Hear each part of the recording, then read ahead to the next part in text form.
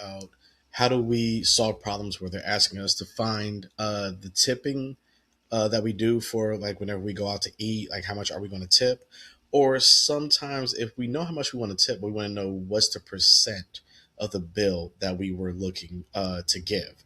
So there's two equations that I want you guys to kind of start to remember when it comes to tipping. So if they're giving you the amount of the percent of the tip, then we can use the proportion that we have here, the proportion equation we have here, which is the amount that we would tip the money. And normally, whenever I set these up, I also have been telling students my money goes over here, and the percent goes on the right. So money on the left, percent on the right.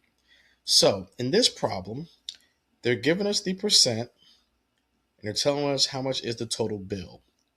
But we need to figure out, well, how much money are we going to tip?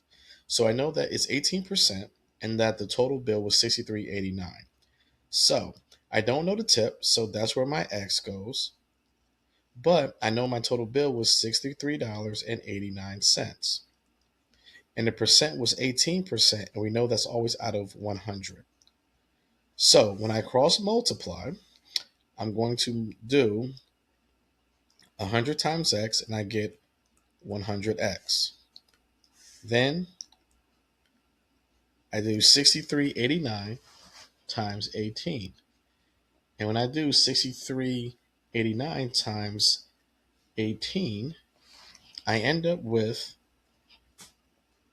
let's see here, 1,150.02. So now at this point, all you're going to do is we divide both sides by 100. So on the left side, if I do 100 divided by 100, we say that they cancel out. So I'm just left with X because 100 divided by 100 is just 1. And we could say 1X is just X. Next, I do 1150.02 and I divide that by 100. I end up with 11.50. And that's how much money we would tip on a $63.89 bill. Now, the other way that I can go about solving that is I can use what is called the percent equation. So I know my percent was 18%, and I'm going to multiply that times $63.89. Now remember, I just used my circle there because normally we use X in our algebraic equation and we don't want to confuse X with multiply. So that's just saying 18% times 63.89. And we don't know the part. So when I go into my calculator and I do 18% times 63.89, and just to remind you, if you have a calculator that lets you do percents, is normally the second button and the left parenthesis button that would allow you to do percents. So I would just do 18 second left parenthesis times 63.89. And whenever I do that, I end up with $11.50.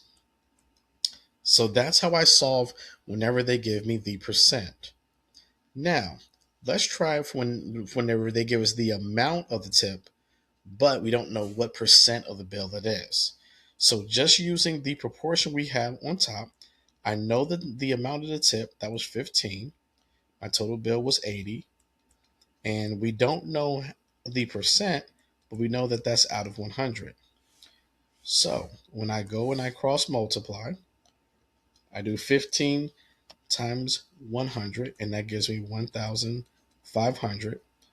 Then I do 80 times X, and that gives me 80X.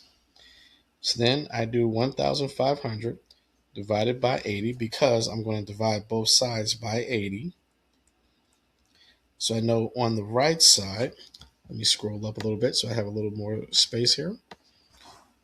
So when I do 80 divided by 80, that leaves me with just X.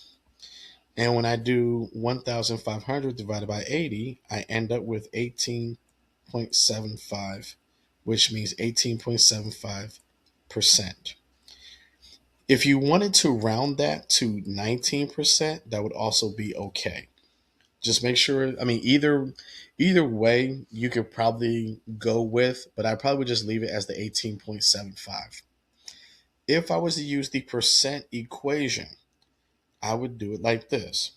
I don't know what my percent is, so that's X, and that's going to be times my whole, which was $80, and that has to equal my tip, which is 15.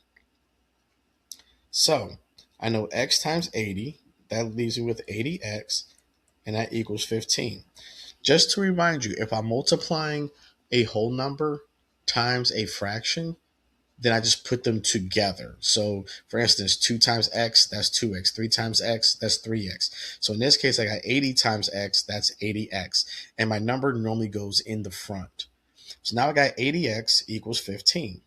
So, now I'm just going to divide both sides by 80. So, 80 divided by 80 is 1, but that just means that we got 1x, which is x.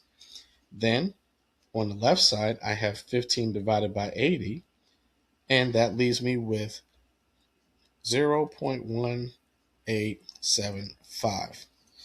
For me to turn that into a percent, I just multiply it by 100.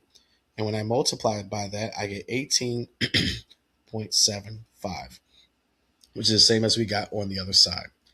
So if you want to use the proportion, just remember it's tip over your whole equals the percent over 100. And if I'm doing the percent equation, it's just percent times your whole equals your part.